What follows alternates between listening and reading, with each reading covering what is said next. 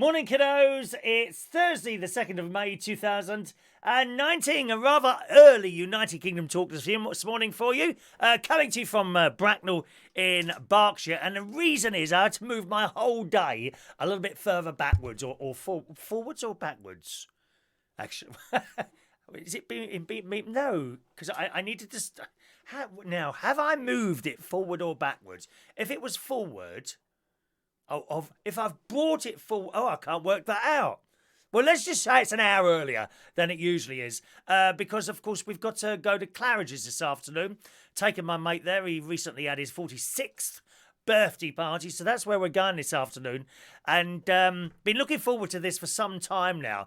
Out of all the afternoon teas, this will be like the top one that he can do, I think, really, in London, so we're really looking forward to doing that. I also wanted to get in my swim before I go. Might as well lose a few pounds before you put another £10 on.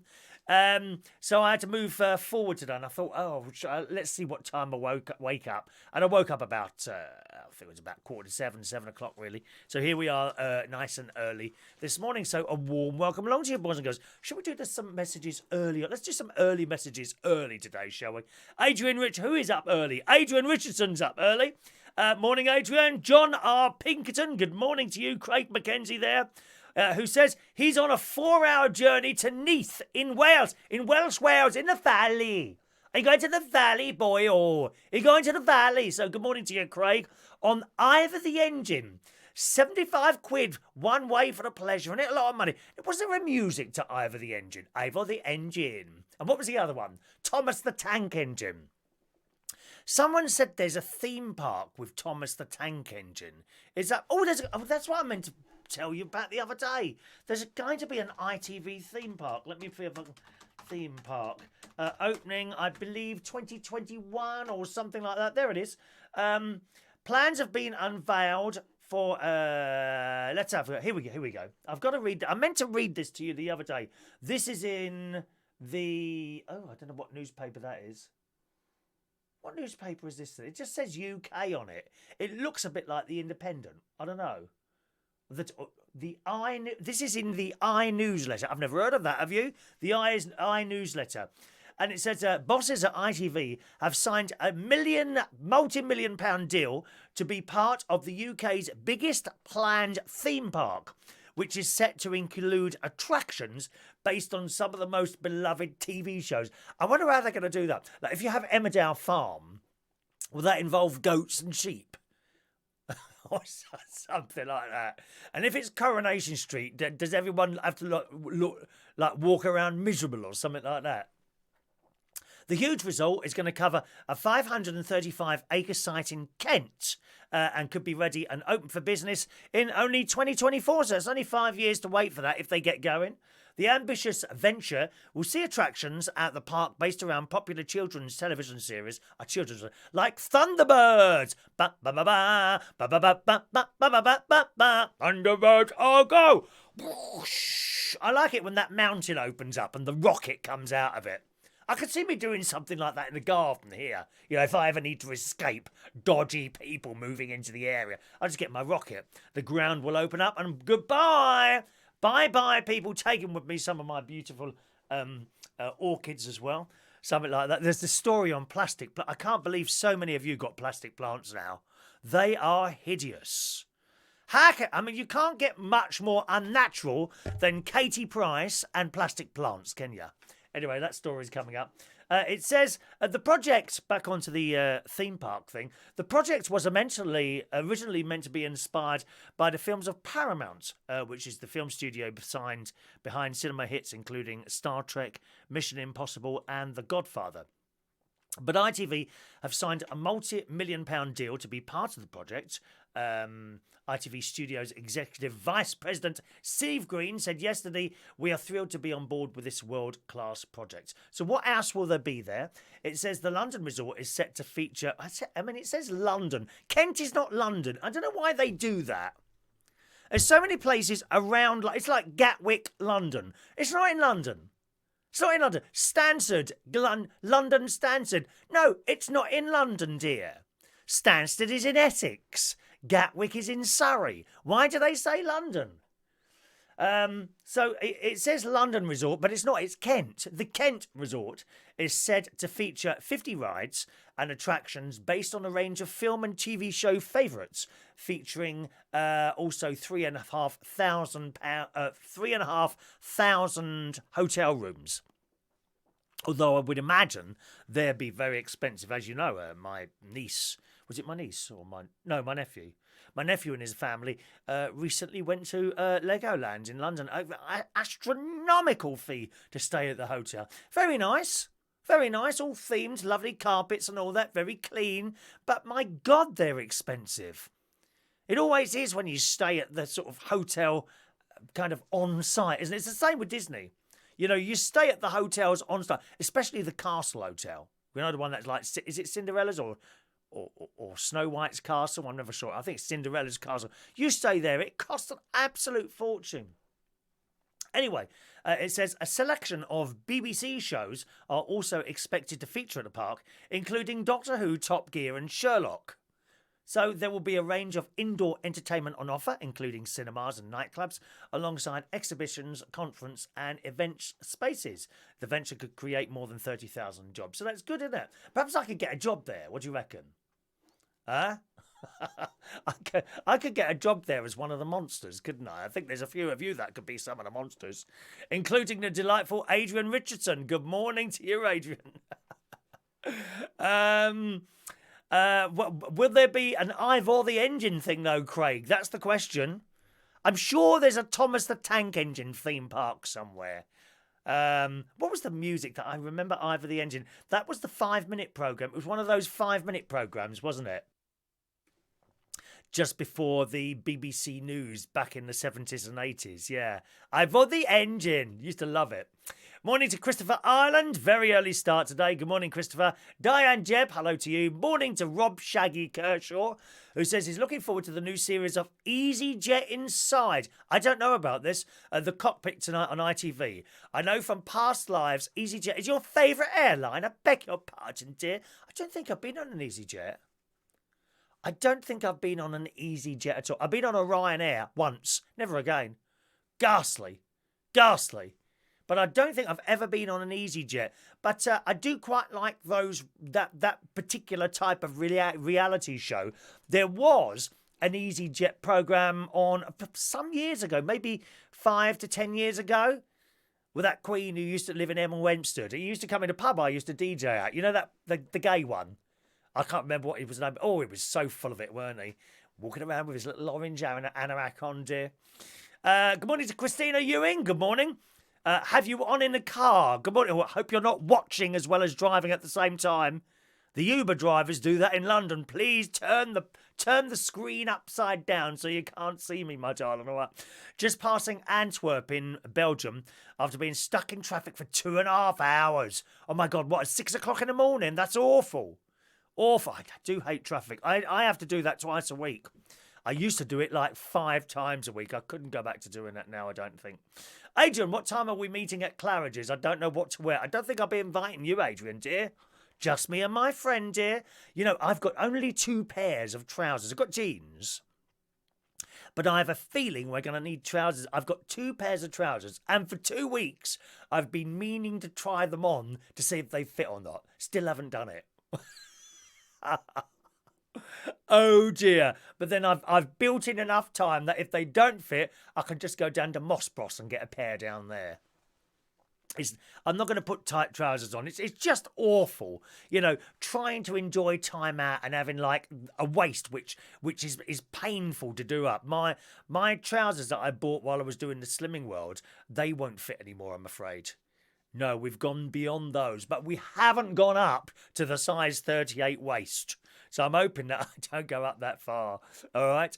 Good morning to Ian Days. Good morning, Ian, Sarah, and all the pugs over there on YouTube. Good morning to you. Mark's there. Mark's off to the holy city of Rome today for 4 days for a wedding. Oh, you lucky thing, Mark. You must go to the Vatican. Get there early. Don't be wandering up there at 10 o'clock in the morning. There'll be a queue a mile long. You need to get to the Vatican, I think, about 8 o'clock. Get right at the front of that queue and you'll go straight in. No talking in the Vatican. Let me warn you, Mark, Don't wear shorts. They won't let you in. You need to have a pair of trousers on. I think you need to have sleeves on as well. I can't remember if a t-shirt is suitable. I can't remember actually, but you need to be respectfully dressed in the Vatican and don't speak loudly. Someone will someone in a dark suit. Well, I'm serious. Someone in a dark suit will come over and tell you to shut up if you start talking loudly in the Vatican. Actually, in St. Peter's Basilica over there. Okay. Christopher, have you heard Roger Moore has just died? No, he hasn't, Christopher. Check the date. You're another one of those sheep, aren't you, Christopher? You've seen someone post that and you've started reposting it. Check the date. 2 years ago, dear. Pay full attention. No one reads these dates anymore. Do you know, you're very lucky I haven't spotted you doing that because I took 3 people off the fence list yesterday. Reposting Roger Moore has died. No, he hasn't. 2 years ago. I haven't got time for stupidity, Christopher. So there we are. Morning to Tommy Flynn. Morning, Tommy. All right. Good morning to Mike. Let's go on to the other side there because certain people's messages don't appear on there for some reason. Let's have a look there. I've got everyone there this morning. Oh, there we are. I knew it. There's Mike Reese Ponto. Good morning, Mike. Mike, whose messages for some unexplained reason do not come up on the chat message screen in front of me. We can't work out why that is. And Mike's, good morning to Michelle White. Morning, Michelle. All right, love. Mark says we'll have a queue jump for the Colosseum. I don't think I went to the Colosseum. Can't remember going to the Colosseum, to be honest. No, but there's the most beautiful fountain. You must go and see the fountain. Oh, there's so much to do in Rome, Mark. There really is. There really, really is. You'll love it there, okay? Good morning to Claire. Morning, Claire, who's been to Slimming World, has been a Slimming World member exactly 1 year now. And congratulations, she kept it off, Claire. I kept mine off for like 9 months, I think it was, and it started going up again. He's a Target member. I've got my Target member badge downstairs, Claire, but I'm not allowed to wear it anymore. I need special permission. I can't get the permission anymore. Can't do it. All right. I was very pleased with myself yesterday, actually. I paid 2 large bills that have been sitting here for a while. So I paid 2 large bills. Managed to switch my energy provider. I've started the process of doing that. As you know, I've been with Outfox the Market. The customer service is absolutely dismal. Took me 3 months to get a refund. I was £200 in credit. Eventually, I got it in the end, and I decided at that point, no, I'm not staying with them now. And I have started to switch, and the cheapest energy provider I managed to find for me was Shell Energy, Shell. And also, that sounds like a big company as well, doesn't it? So I might be better off with those. So Shell Energy, I have commenced my switching process. You should always, boys and girls, always, every year, when your contract comes up with your electricity people and the gas people, go on uswitch.com or Money Energy or Martin's Money thing, you know, that Martin bloke that's on ITV. Go on there and switch your energy. If you've never done it before, you are in for some big savings. You really are. And every year, when your contract comes towards the end, within, I think it's 30 days or 59 days, something like that, you go online and you start looking around for the next cheapest one. Okay? You must do it every year. You get nothing for loyalty. There is also a company now who, if you sign up with them, they will switch you automatically. I don't know how it all works, but you just sign up with them and you switch automatically to the cheapest deal that they have at any given time. The only thing with that one is it doesn't have all the deals on it, only certain ones. Okay, so they could switch you, and there might be someone cheaper out there that you could have switched to on your own. But if you're not happy with doing it, then just sign up to them and they do it all for you. But you must do that every year. Don't be one of those people, and unfortunately, my aunt's one of them. When you say to them, you need to switch that, oh, well, I'm kind of happy with the ones I've got now. It makes no difference. Honestly, electricity is electricity. Don't matter where it comes from. If you've got really bad customer services, like I had at Outfoxter Market, then I wouldn't advise switching to someone like that. You know, do a little search around. And people are always on the internet now telling you where they've had bad customer services and what have you. So, Shell Energy, here I come, okay? Adrian says, don't forget you cannot switch from 56-day gas lecky companies. You cannot. I thought you said you can. I thought you said you can the other day. I thought you said it was 56. You can. Well, I waited till 30 days. If you're not sure, just wait till 30 days and be done with it. Morning to John Parrish. Morning to you. Welcome along to you, sir. Do you hear Steve Allen earlier talking about the black cat? No. You mean the black cap. It's the black cap. He knew a lot of the drag queens, some dead, some alcoholics. I was waiting for him to mention you, dear. Well, I'm not a drag queen, am I, John? I'm not a drag queen. I don't listen to Steve Allen that early in the morning. My God, I can't be up that early, dear. Christina, great cafe at the end of the park by the Colosseum. There you go. Christina's helping you out there, Mark. No baseball caps in the Vatican. Okay, no, he doesn't wear one of those anyway. Awful. You have to pay for the Vatican. I don't know if you do or not. You have to pay for the museum. Do you have to pay to get into the church? I don't think you do have to pay to get into the church. I'm sure you don't there. All right. Mike says I switched my mother-in-law's energy and she's saved about £50 a month. You see? She probably sounds like one of those people that never switched. It really is worth. Every year you must go on and try and... Adrian says you can switch from 56 days. Right. Yeah, you confuse me then by incorrect information. You must type that more carefully, dear. All right, my love. Camden Town is where the black cap is. That is correct. Black cap in Camden Town. Good. So yesterday, after the show yesterday, I went down to the church I play the organ at. I had a little bit of a practice in there. Found some things I didn't know about on the organ. There's a couple of red buttons, and when you pull them down, it's like quite loud. So I found that yesterday. Went to swimming after playing the organ. I was the only one in the church. No one in there. Yeah, I did nice and loud, powerful way. Oh yes, dear. Must have it nice and loud. After that, I went down the swimming pool. There was only 2 of us in the swimming pool. That might be because I got there so late. I didn't get there till about 1:30, 1:45 down the pool. Maybe that's a better time to go. But you see, usually around about 2 o'clock, I like to be having my lunch by then. Otherwise, it starts really eating into your day. So came back here. Had a bit of lunch, had a sleep, and then I went over to my mate's house, and we went to the cinema last night to watch a film that I've been waiting to watch, and it's almost finished now, so you've got to get in quickly. Dame Judi Dench in Red Joan. That was it, Red Joan. And in the past, when she was younger, she was a spy. But she wasn't really a spy. It's all about the nuclear bomb that we made here. And Red Joan is supposed to have handed our bomb plans, you know, how to make it, over to the Russians, because she thought if we were the only ones with bombs, or the Americans were the only one with bombs, then there would be lots of them going off. And she thought if she gave the bomb details to the Russians, they'd have one as well, and then that would stop them bombing them, if you see what I mean. And she says, well, it's worked for 50 years. And when you're thinking about it, she's quite right. She was quite right. You know, we haven't had a war for years and years and years. Certainly, I'd say we haven't had a war. Certainly not between nuclear powers. Okay?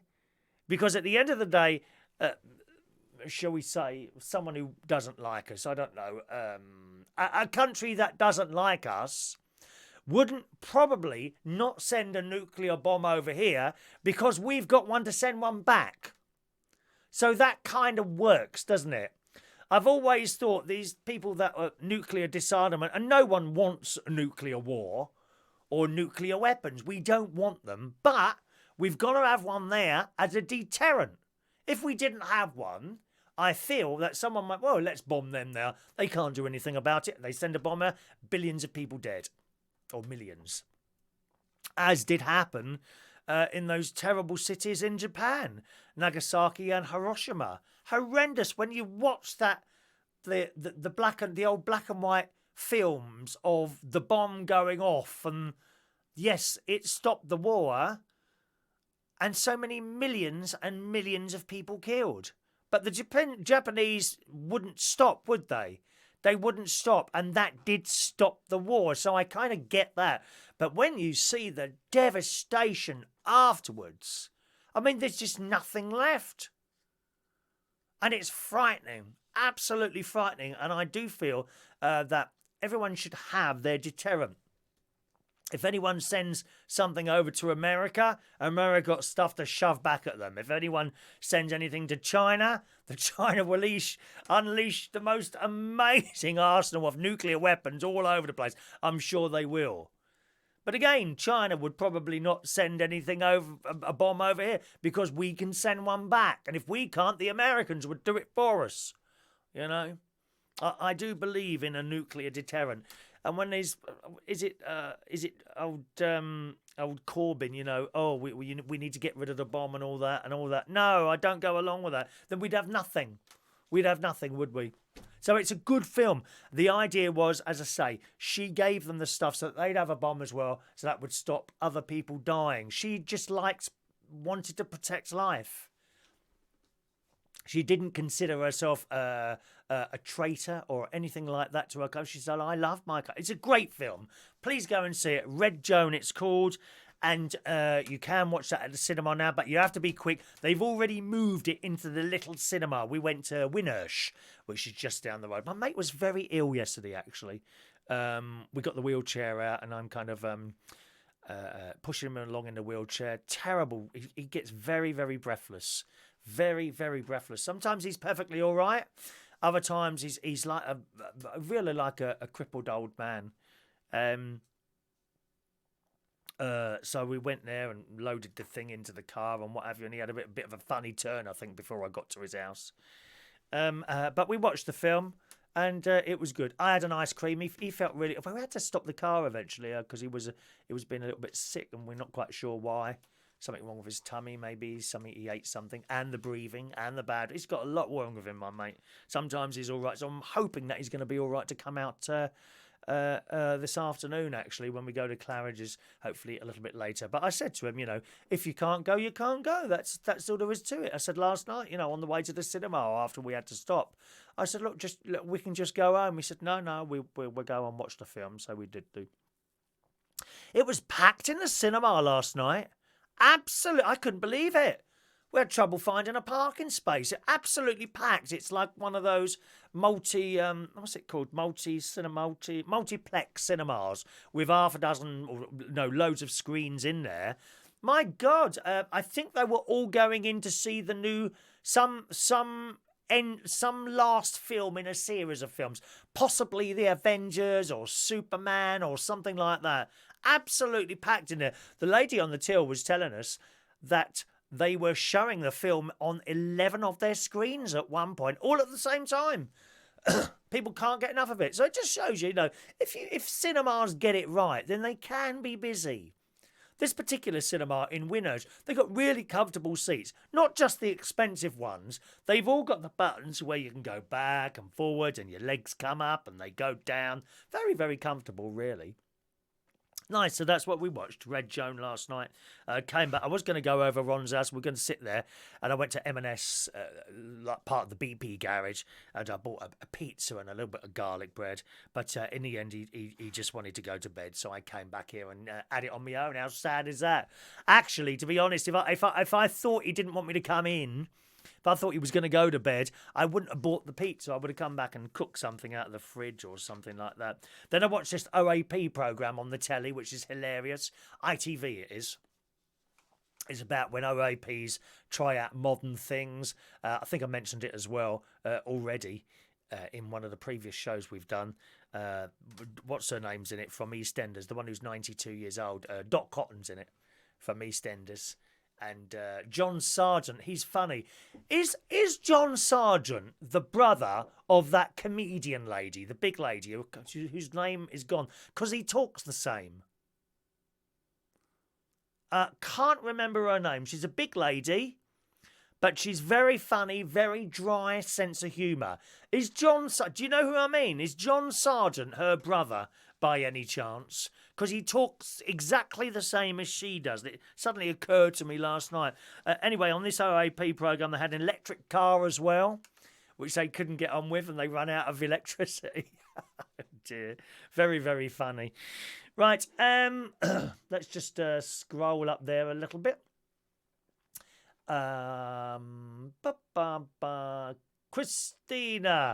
Christina, do not worry. Texting while taking a necessary stop. Good girl, good girl. Have a nice day in the Netherlands soon, then Germany. She's going, the Chris Reardon Show is being broadcast all across Europe. How fantastic is that?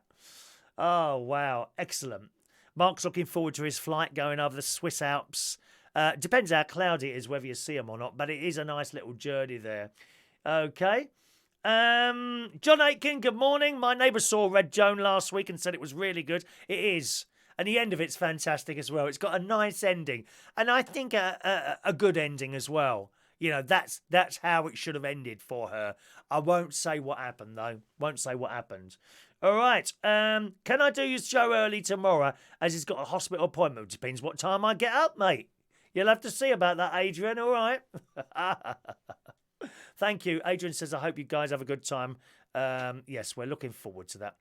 John, The Avengers is the biggest gross... I think it was the Avengers last night, actually.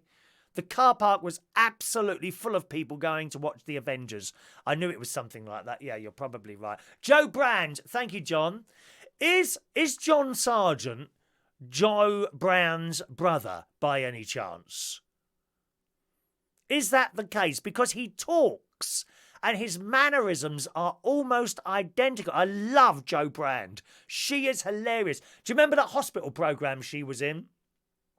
She was working in like this hospital ward, and it was like she couldn't give a toss about anything. She was nice, but in such a laid-back way. I love Joe Brand. So there we are.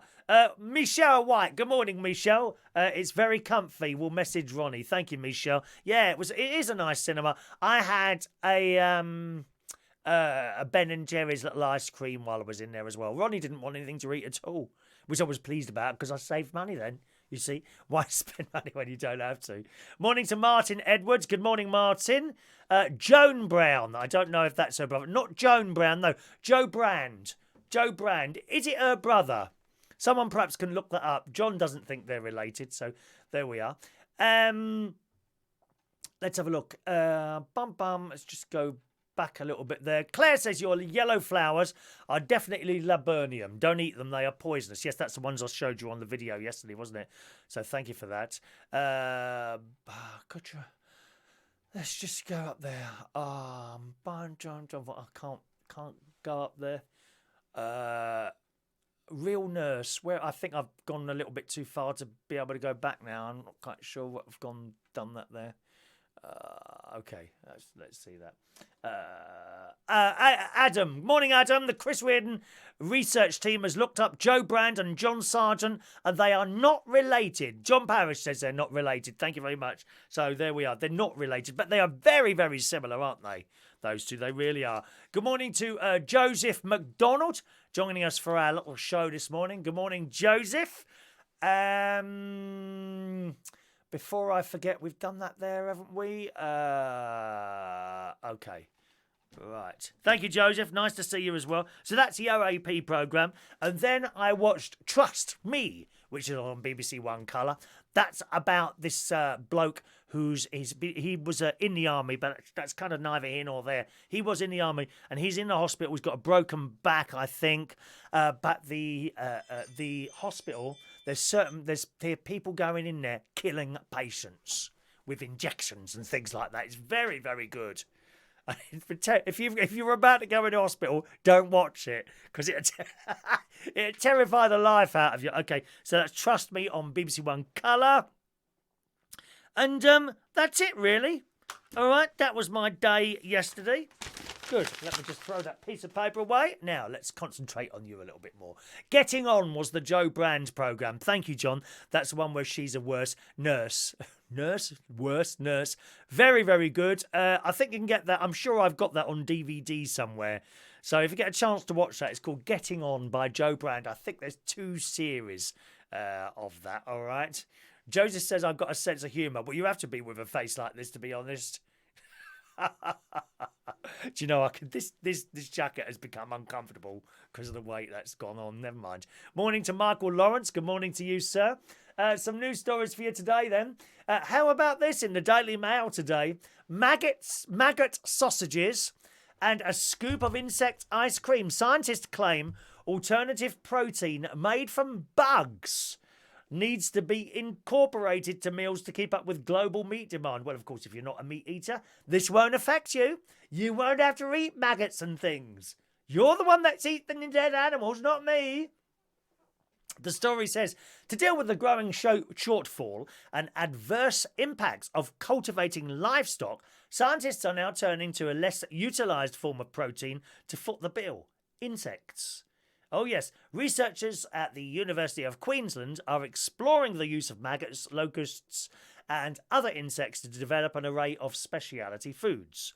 An overpopulated world is going to struggle to find enough protein unless people are willing to open their minds and stomachs to a much broader notion of food. Well, of course, they do in other countries, you know. They absolutely do. The locusts and scorpions and things like that in other countries. Don't turn your nose. Oh, I could never eat a locust. Yeah, but you sit there and eat a chicken. What's the difference?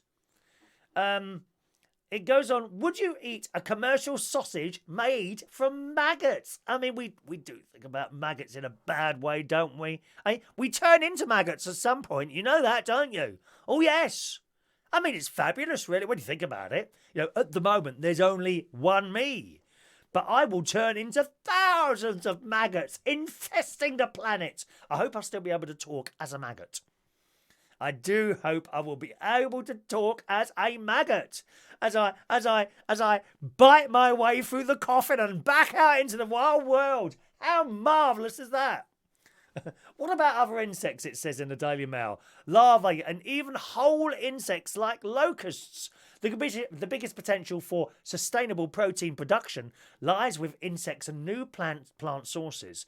Researchers say while they're pretty sure people won't eat foods made exclusively from bugs, they are beginning to try and incorporate insects into certain foods as a protein supplement. I mean, and the other thing is, of course, you know, what insects would you eat? You may well think to yourself, oh, that's quite a delicious looking cockroach today. Let's have one of those. But you might not want to eat a housefly. You know? I mean, I've seen pictures, I've seen films of little boys actually on the telly. I mean, these boys are like 8, 9 years old who go out. I can't remember what country it was. And this boy actually, literally, tarantulas. Okay, they live in holes in the ground. And he would put his hand in the ground and pull out a tarantula. Do something with it, like holding it in a certain way. And then they would hold it under a fire, cook it, and eat the blooming thing. Oh, not for me, I'm sorry. Not for me. Adrian says, I've seen a few maggots in my time. I definitely wouldn't eat it or take it from me. Dear me. Thank you, Michelle. Said they were cousins. What, John Sargent and the other lady? Maybe they are, but they're very, very similar, those two, aren't they? Thank you very much. Would you eat something like that? What insects would you eat? If you was to eat any insects, what would you eat? It says, among the cutting-edge treats are insect ice cream and certain chicken products made from the black soldier fly, the latter of which could help mitigate the environmental effects on the world's voracious chicken consumption. I mean, chickens have a bad time, don't they?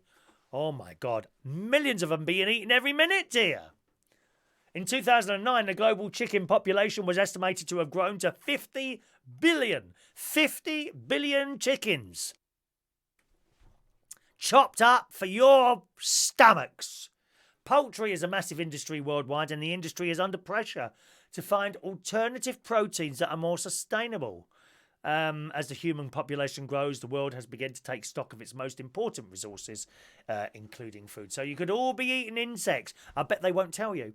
Yeah, just put it in as some sort of ingredient, because there's all you when you read ingredients on there, monosodium, this, that, and the other. You don't. What is that? We don't know what that is. No idea what that is. I think there's a red colour. Cochineal, isn't that made out of crushed beetles? Cochineal. Is that crushed beetles? We're probably eating insects now. Well, you are. I'm not. Probably eating them now. Eh?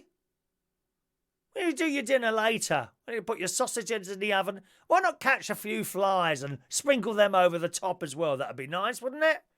I noticed that no one is telling me that they would eat insects. How awful. No insects for me either, I'm afraid. No insects for me. So that's the insect story. Dave Moses, good morning to you, Dave, who says, reminds me of Freddie Starr when he used to chuck maggots all over his audience. Horrible, did he really? Wasn't it Freddie Starr who pretended to eat a fish? Was that him? He had a fish bowl and he got this sliver of carrot and he said, well, like that. He went, like that. I think that might have been Candid Camera. There was a program on once called Candid Camera, years and years ago now, and they would go out and do things to fool people into thinking. I think it was a similar thing to well, actually, no, it wasn't similar. I was going to say it was similar to that Jeremy Beadle thing that he had on, where we would get people to send in videos. No, there would actually be a crew going out and doing it professionally, you know. Good morning to David Bailey. Good morning, David, who says it all depends on what chickens you like. I like them all, dear. Every last one of them. We do like a chicken. All right, Dave. What else have we got here this morning? Facebook dating. That's coming soon. Oh, yes. Are you on a dating app? 10, 20 dating apps? I don't think mine work. I don't ever get any messages. I don't know why that is. Any idea why that was? John says it wasn't maggots. It was rice that Freddie threw. I've seen him live. Yeah, but people would have thought they were maggots, wouldn't they? See? I'd love to see their faces. There's nothing better than seeing a crowd terrified, is there? I love it when you're on a plane. I mean, Mark, you'll probably get this on your EasyJet here. When suddenly there's a little bit of a bump. Or even worse, the whole thing starts shaking and people are screaming and shouting, "Oh, I'm going to die." You must practice that, Mark. You must be the loudest person on the plane screaming, "Oh my God, we're all going to die," as the plane shudders in a tiny little bit of turbulence. Joseph says, I've always said you have to try anything once, so I probably would eat insects. Well, I mean, the thing is, I gather the world is getting a bit short of insects now as well. And we've mentioned a few times before, I remember when I first got a car in the 1980s, and if you did any sort of distance, not massive distance, 10, 20 miles on a motorway, by the end of your journey, your windscreen would be covered in insects, absolutely covered in them. Now, you just don't see them. I do, whenever I go to work, I do a minimum of 30 miles. On a Friday night, if I'm coming from Lincolnshire, then I'll do 140 miles all the way back. And of course, 140 miles going up there. And I don't have to clean the windscreen at the end of the journey. There's just no dead insects now. Now, are there less insects around? Which would be a lot less, incidentally. How can you go a whole journey where there's like not a single insect dead on your windscreen? Or is it just possible that the insects have learned and evolved to avoid the roads? Do you think that's possible? You see all sorts in there. Dead flies, green flies, wasps, occasionally the occasional bee. And there it would be squashed. Squashed on your windscreen. Moths, everything. Don't see any now.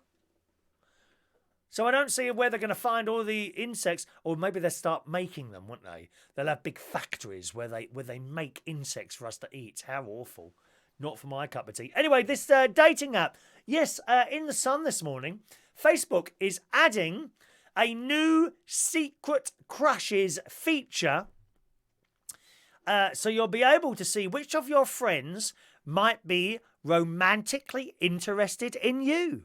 Isn't that interesting, Adrian? Do you think you'll get many secret crushes? What do you think? The social media giant has launched a Facebook dating thing in 19 countries so far, and the secret crush section is just a small part of this service. Users will be able to express their interest in up to 9 friends when they use this feature. If any of those selected friends, it says in the Sun, have opted into Facebook dating and appear to like you back, then they will get a notification saying someone likes them. Oh, someone likes me. Oh, wow. I bet the kids are going to love this, aren't they? It's bad enough now. Oh, wow, look, I uploaded this photo and I've got 23 likes. How sad is that? To worry about the numbers of likes on one of your photos. But they do. They do. They spend the entire... Some of these kids at karaoke, they spend the entire night taking photographs of themselves. Hundreds and hundreds of photographs of themselves. Well, you'll be able to do it on a dating app now. If someone likes you, you will only both be notified of your interest in one another if you have both liked each other as one of your secret crushes. Yes, I wonder if I'll get any. Do you think I'll get any? JP will probably send me one, won't you, JP? If any of your Facebook friends can be added to your secret crush section, even if they haven't created a profile, I beg your pardon, any of your Facebook friends can be added to your secret crush section, even if they haven't created a profile, because they will still get a notification saying that someone likes them. Oh, someone likes you. How lovely. Facebook thinks this will entice more users to sign up if they want to find out who their secret admirer is.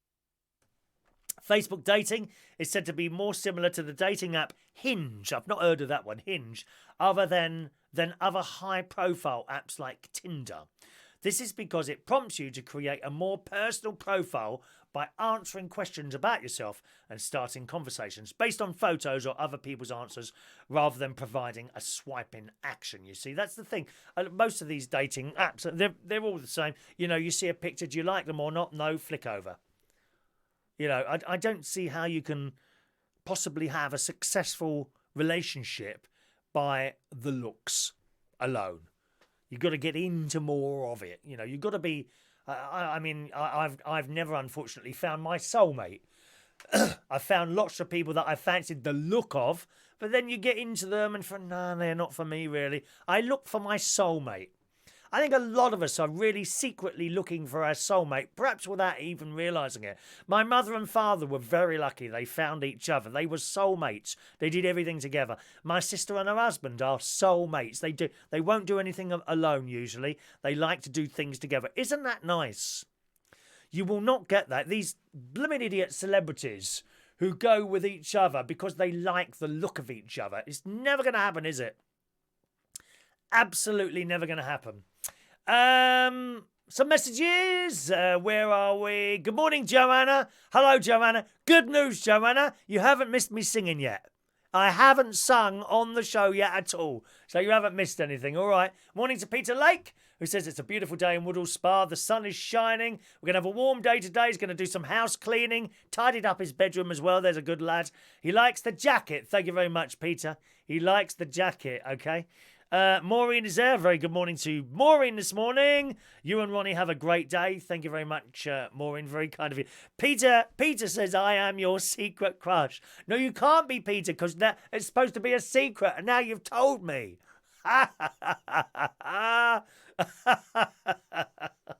Good morning to Taff. Welcome to the show. Dave said he used to be on Hinge, but I was told I had a screw loose. Well, you have to be doing this job, don't you, Dave?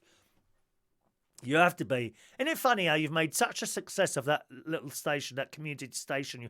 What a good job you didn't go on one of the big ones. You know, it's all falling apart, isn't it? Those big radio stations.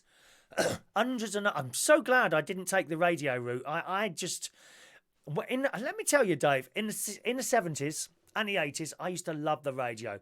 Big names, not, Tony Black, but who I know you've worked with many of the big names, Dave Lee Travis, all those, and I used to listen to them. I would aspire to being on the radio doing something similar to what they did. One bloke or... There weren't no ladies on the radio then, were there? I wonder why that was. There were no ladies on the radio. Not really. But I wanted to be that bloke who was a friend at the other end and to do similar to what they did. But as time moved on, it became more and more... what's the word? More and more sterile.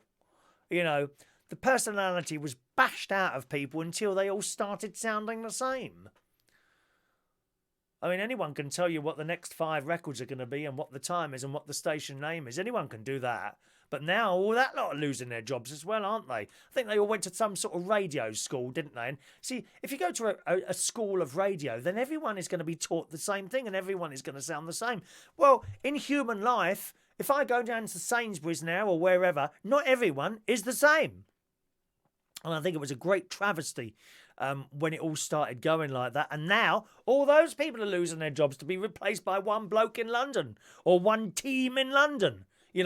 Man and woman. I don't know why they do that. They put a man and woman on, and they're all the same.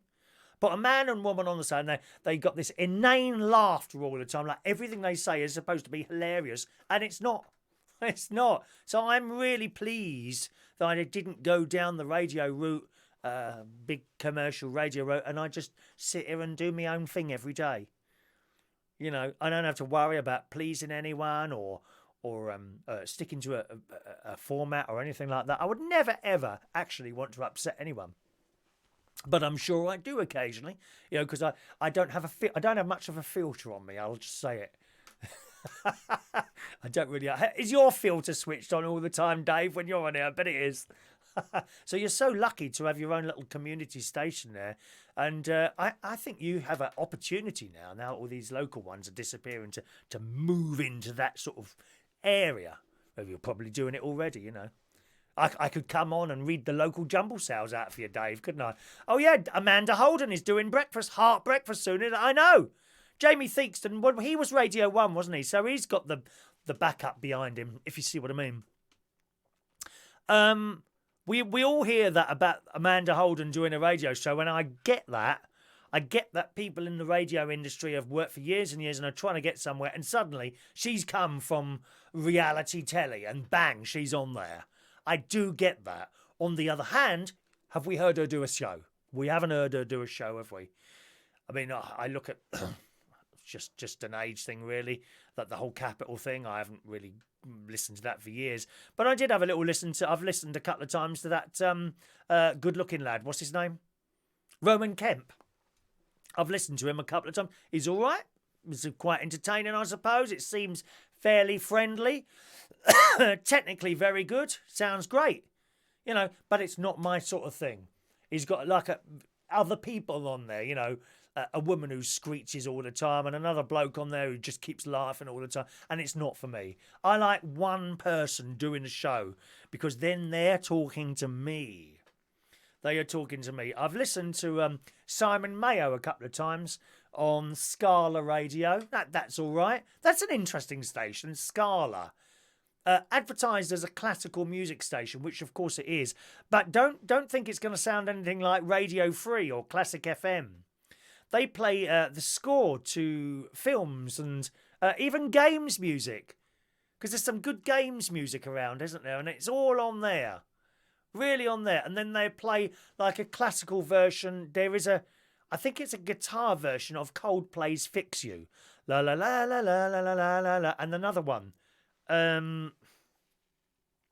Which was a dance hit a couple of years ago, which I can't remember. And they play all that, but classically fied, if you see. Is that a word, classically fied?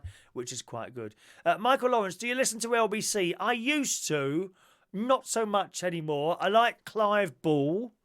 I like Nick Ferrari. I love Steve Allen.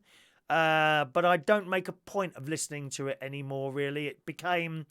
I certainly don't listen to the lefties on there. James O'Brien, I can't bear him. Nick Abbott is all right until he starts going on and on about Brexit and Donald Trump all the time. He did a show a couple of weeks ago where I switched on, it would have been about 12 o'clock at night. He was talking about renewable energy and stuff like that, and I found that quite interesting. But he goes off on one about Brexit and Donald Trump, and once he starts doing that, then I've switched off to something else. So, yeah. John likes Toby Anstead on Heart. I work with him at Liberty Radio. Toby Anstead. He was a nice bloke. He was a lovely, but they had some awful woman on there on Liberty Radio. Can't remember her name now. Claire Ashford, I think her name was. She was bloody rude. And she was horrible. She was horrible to me one morning. She was really late one morning, half an hour late. So I was doing the overnight show and I had to wait in for her. And she come in, she swanned in. She's okay, I'll take over now. Not a word of thanks or anything like that. Rude. And Toby and her just did not get on. And one would follow the other. She would have to leave the studio, right? Or I can't remember which way it was now. Whoever was there would have to leave the studio before the next one went in. That's absolutely true, that is. They wouldn't talk to each other. It was hilarious to watch it. But she was bloody horrible, Claire Ashford. Nasty, nasty woman. Never want to see her again, thank you very much. Tariff says people need some help for love. I need some help, Tariff. I really do. Don't know where it's going to come from. Thank you, Joseph, for saying that. It's very kind of you. Joseph, I made him laugh at the penny farthing. I hope I do make you laugh, Joseph. And if I don't make you laugh with my mouth, I have a very long finger which will come down these wires and start tickling the bottom of your feet. Be very careful. Oh, look who it is. Paul and Lou in Birmingham have managed to make it up from their beds. It's been 2 days since we last saw you. Do you just sleep now, Paul and Lou? Is that all you do now? You don't want to do that too much, dear. Long time dead. Long time dead. Michael Pullman. Good morning to Michael Pullman. You're right about Toby, though. He has stopped his morning show. He was very nice to me. We had a little bit of a laugh in the morning. If he was on the breakfast show after I'd done the overnight show, I used to pop into his studio and we'd have a little bit of a laugh. Yeah, he was a nice bloke. I got on with Toby. He was a nice man. And then, of course, he went on to Heart after that.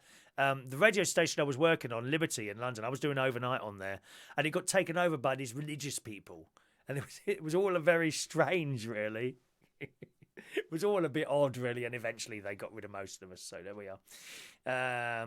David Bailey, radio comedies on Radio 4 Extra on Saturday and Sunday mornings I enjoy. I would too as well, David. The trouble is, what happens with me with the Radio 4 Radio 4 Extra stuff, I tend to turn it on and it's halfway through a programme, you know, and I miss it. So I need to be there. I think they start on the top of the hour, don't they? Are they all an hour long or are some of them half an hour long? Can't remember that now. All right, let's just scroll up on the other one to see if I haven't missed anyone out here. I want to see if Mike sent any more messages because his for some reason Mike's messages don't come up on there. Oh, there's Ray Reynolds. You see his message didn't come up there. Good morning, Ray Reynolds. Welcome to the show. I'm Ray Reynolds. Thank you, Ray. Anyone else there that we've missed out? No, everyone's there. Good. That's everyone, and we're up on there. So radio comedies on, of course, Radio 4 Extra. They probably play some of the older ones on there, I would imagine, like Hancock's Half Hour. I've heard that. I had an LP record with Hancock's Half Hour on it, The Blood Donor. Very, very funny. You get a chance to listen to that. It might be on YouTube as well, so keep an eye on that. All right, we'll do one more story this morning. Where are we now? Which one is it now? Could you cope, this is in the Daily Mail again this morning, with buying no clothes for a year? I mean, I could, and I do. Sometimes I can go for a year or more without buying any clothes. I've got loads of shirts in there. I've got 3 pairs of trainers that are in boxes, which I bought in sales. So we wouldn't have to do that.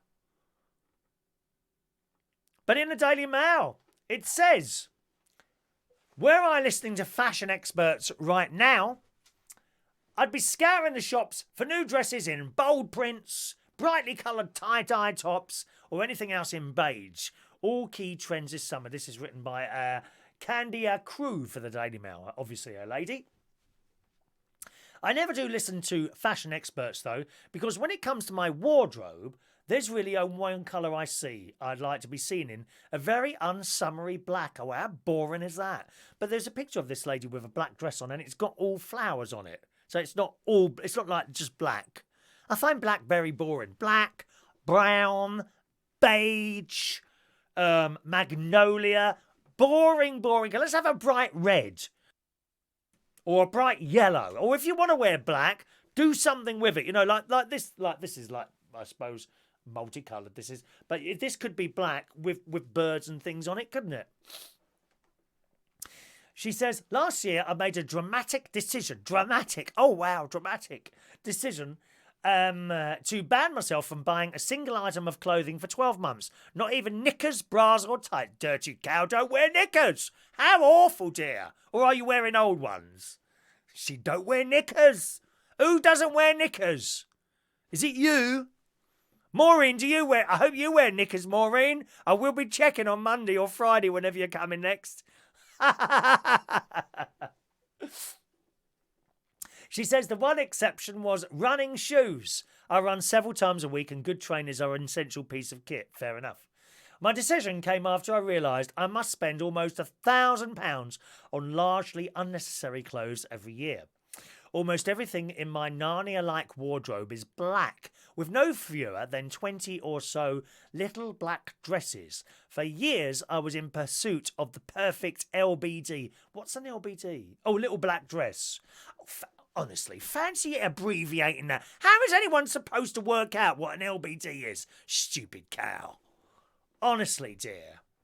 What a stupid thing to do. Why didn't you just say little black dress instead of LBD? People abbreviate. Do you know the amount of times I see on Facebook someone who's abbreviated something? And you think, oh, what does that mean? Mind you, you want to watch Line of Duty if you want abbreviations. Can't work out what the hell's going on that. So many abbreviations.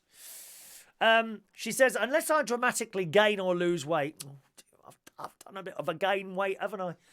I could easily not buy another item of clothing for the next 25 years and still never have to step out of my front door naked. I've got a load of shirts now, which I've collected over years. Some of my shirts are 20 years old, but they're quality shirts. Is it Fred Perry?